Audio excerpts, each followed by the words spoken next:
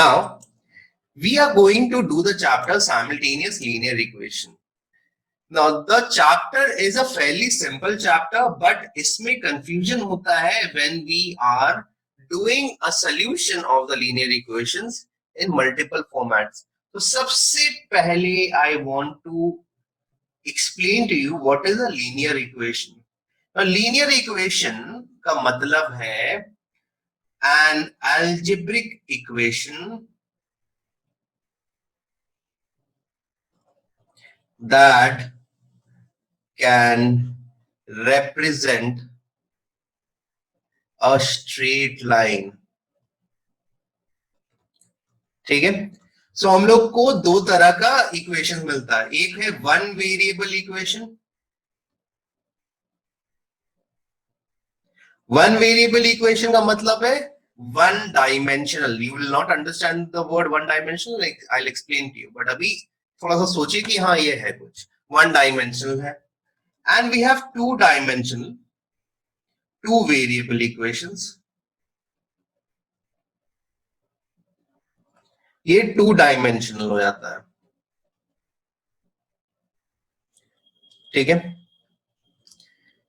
इसको भी हम लोग टू डायमेंशनल में मेंशन कर सकते हैं. Now what do we mean by one dimension?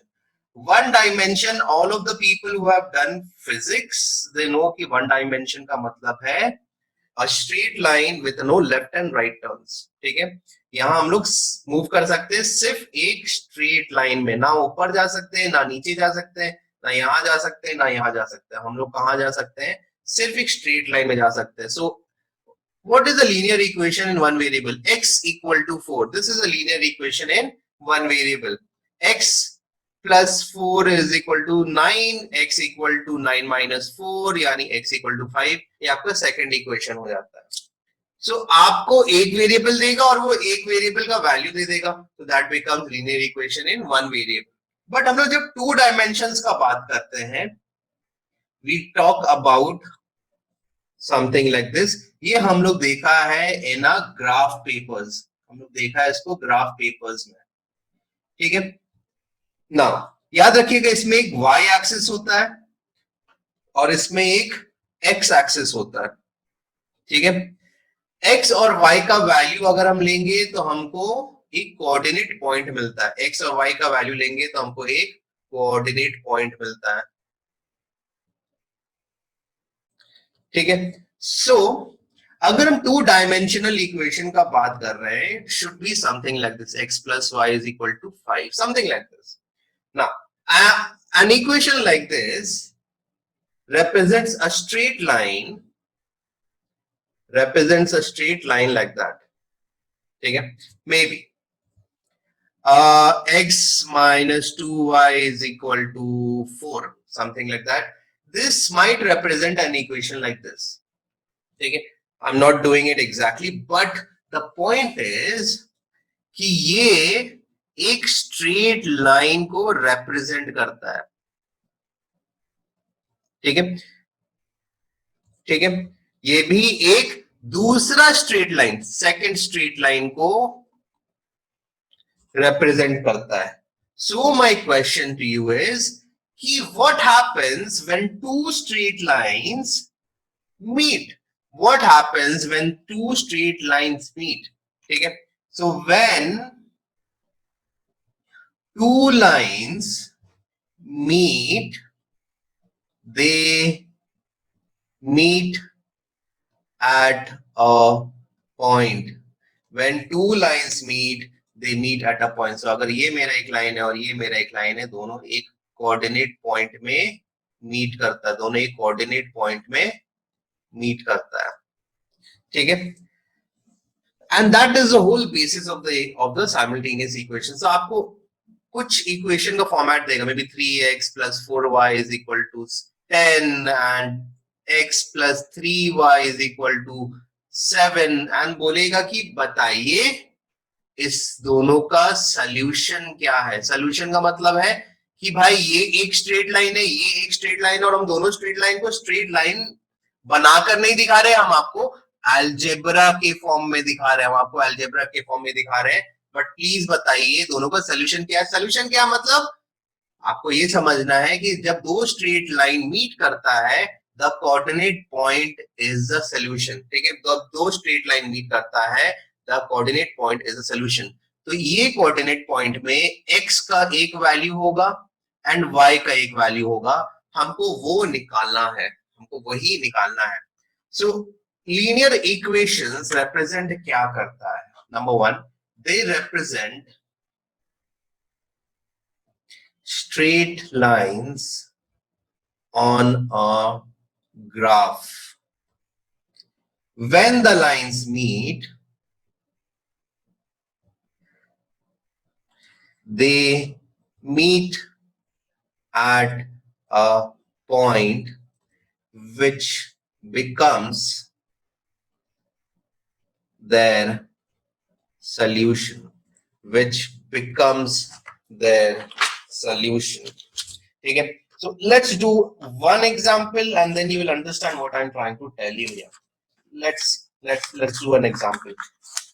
Okay, we have 4x minus 3y is equal to 8, x minus 2y is equal to minus 3. Now, what we are going to do is solve this using a process called substitution. हम लोग क्या processes को solve करेंगे? Substitution से. So we have 4x minus 3y is equal to 8. तो सोचिए ये एक स्ट्रेट लाइन आपको दे दिया है, बट ये स्ट्रेट लाइन आपको किस फॉर्म में दिया है? अलजेब्रा के फॉर्म में दिया है। ठीक है, एंड ये दिया आपको इस फॉर्म में दिया है। सो आपको दो स्ट्रेट लाइन दे दिया है, बोला इसका सोल्यूशन निकालिए। ठीक है, use one of the equation two find x। कोई भी एक इक्वेशन से आप x का वैल्यू निकालिए in terms of y। Obviously x का न्यूमेरिकल वैल्यू नहीं निकलेगा, उसमें y भी होगा। तो हम लोग क्या करेंगे, हम सेकेंड इक्वेशन लेंगे from 2, x equal to 2y minus 3 हो जाएगा। ठीक है, x का वैल्यू हो जाएगा 2y minus 3। Put that value of x in the other equation and solve for y। ठीक है, तो हम यहाँ क्या करेंगे, 4 इंटू एक्स है, बट x का वैल्यू हमको क्या मिल रहा है, 2y माइनस 3। तो हम लोग यहाँ क्या करेंगे, 4 इंटू एक्स में हम लोग 2y माइनस 3 लिखेंगे, minus 3y is equal to 8 करेंगे। ये हो जाएगा 8y minus 12 minus 3y is equal to 8, 5y is equal to 20, y is equal to 4। ठीक है, तो हमको y का वैल्यू मिल गया, बट x का वैल्यू क्या है, 2y माइनस 3। तो x हो जाएगा 2 इंटू 4 माइनस 3, ये हो जाएगा 8 माइनस 3, मतलब ये हो जाएगा 5। तो x का वैल्यू 5 है एंड y का वैल्यू 4 है, and that is your answer. यानी ये दोनों का एक कॉमन पॉइंट है, और वो कॉमन पॉइंट क्या है, 5 एंड 4। मतलब अगर आप x का वैल्यू 5 एंड y का वैल्यू 4 लिखेंगे तो आपका यहाँ 8 आना चाहिए। देखिए 4 इंटू 5 माइनस 3 इंटू 4 कितना आ रहा है, 20 माइनस 12 यानी 8 आ रहा है। देखिए राइट हैंड साइड में भी 8 है। ठीक है, मतलब ये वैल्यू इस इक्वेशन को सेटिस्फाई करेगा एंड इसको भी करेगा। देखिए हम लिखेंगे 5 माइनस 2 इंटू 4, देखिए 5 माइनस 2 इंटू 4 क्या हो जाएगा, 5 माइनस 8 यानी ये माइनस 3 देगा, which is equal to minus 3। यानी ये इक्वेशन भी सेटिस्फाई हो रहा है। सिंस दोनों इक्वेशन सेटिस्फाई हो रहा है, मतलब ये वैल्यू दोनों इक्वेशन का पार्ट है। ठीक है, so please tell me if you have a doubt now. Okay, now let's move forward. पहला इक्वेशन हमको दिया है x plus y is equal to 14, x minus y is equal to 4। ठीक है, तो हम यहां लिख सकते हैं एक और चीज, आप यहां y भी निकाल सकते हैं in terms of x and put the value of y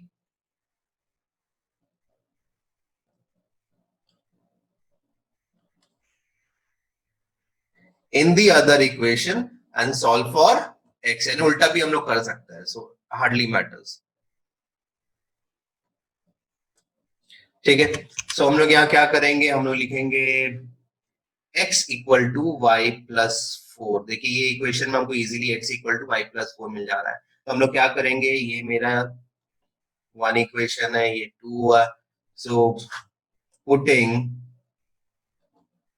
in one, equation one में इसको डालते हैं तो हो जाएगा y plus 4 plus y is equal to 14, 2y is equal to 10, ये 4 इधर जाएगा तो 10 हो जाएगा, y कितना आ रहा है 5 आ रहा है, x equal to y plus 4 यानी x इक्वल टू 5 प्लस 4 यानी x इक्वल टू 9 है.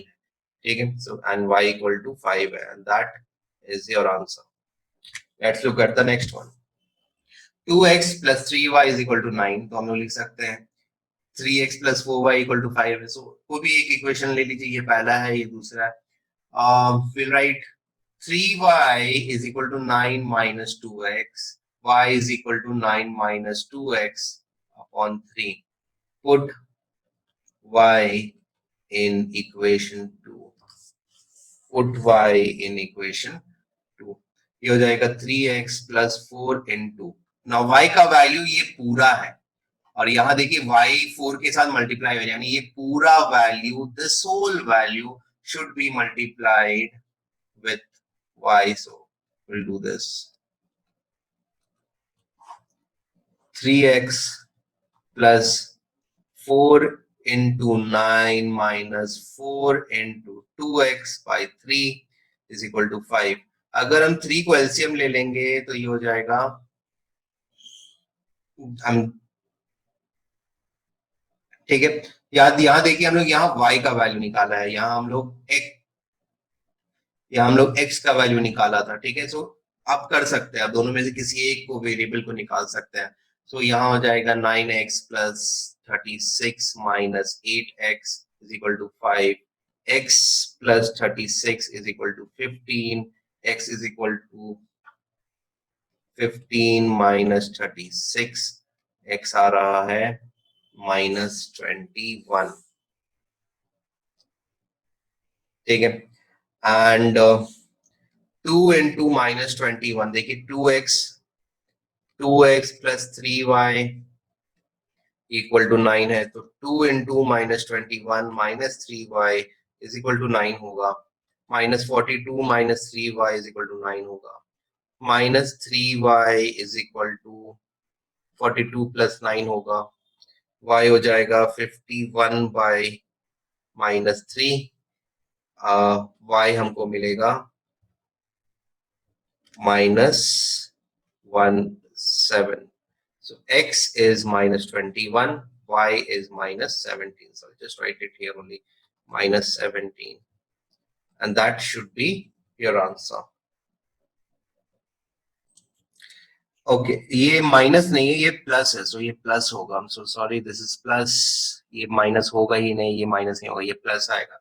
आंसर +17 है, दिस इज नॉट माइनस. ठीक है, ये प्लस था यहाँ. ठीक है, so will take it as +3y, so we get +17 as our answer. So -21 and +17 आपका आंसर होगा. हम लोग आगे पढ़ते हैं. Let's look at the next one. Now यहाँ x and y के जगह आपको a and b दिया है, तो हम लोग डायरेक्टली a का वैल्यू निकाल देते हैं, which is 5 minus 3b. Now अब a का वैल्यू हम लोग यहाँ पुट करेंगे, 7a minus 8b is equal to 6 है, बट a का वैल्यू हमको बोल दिया 5 minus 3b, तो 7 into 5 minus 3b minus 8b is equal to 6 हो जाएगा. 35 minus 21b minus 8b is equal to 6 हो जाएगा. -29b is equal to -29. अगर 35 यहाँ जाएगा तो 6 minus 35 हो जाएगा, which is -29. माइनस हटा देंगे, b हो जाएगा 29 by 29, which is 1. So a equal to 5 minus 3b, 5 minus 3 into 1 यानी 5 minus 3, which is 2, and b is equal to 1, and that should be your answer. Let's look at this one. Okay, so let's find the value of x from the second equation. 5x is equal to 2y plus 7, x is equal to 2y plus 7 upon 5. ठीक है, 2x minus 3y by 4 is equal to 3. पहले हम लोग LCM ले लेते हैं, ये हो जाएगा 8x minus 3y upon 4 is equal to 3. ये हो जाएगा 8x minus 3y is equal to 12. ये हो जाएगा 8x minus 3y is equal to 12. Now x का वैल्यू है ये, तो हम लोग यहाँ पुट करते हैं 8 into 2y plus 7 upon 5 minus 3y is equal to 12. आप x एक बार निकाल सकते हैं, आप y भी निकाल सकते हैं, आपको जो इजी लगता है वो निकालिए, बट जब रिप्लेस करेंगे तो आपको दूसरा वेरिएबल निकालना होगा. This is 16y plus 56 upon 5 minus 3y is equal to 12. LCM लेंगे तो 5 एलसीएम हो जाएगा. 16y plus 56 minus 15y is equal to 12.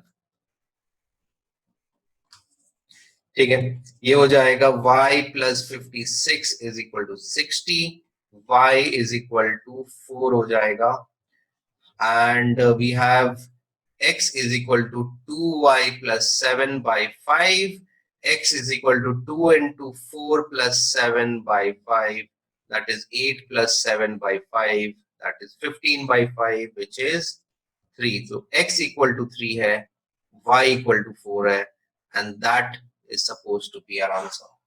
Let's look at this one. Now ये थोड़ा सा आपको weird लगेगा, so what I'll do is I'll write it in different colors for you.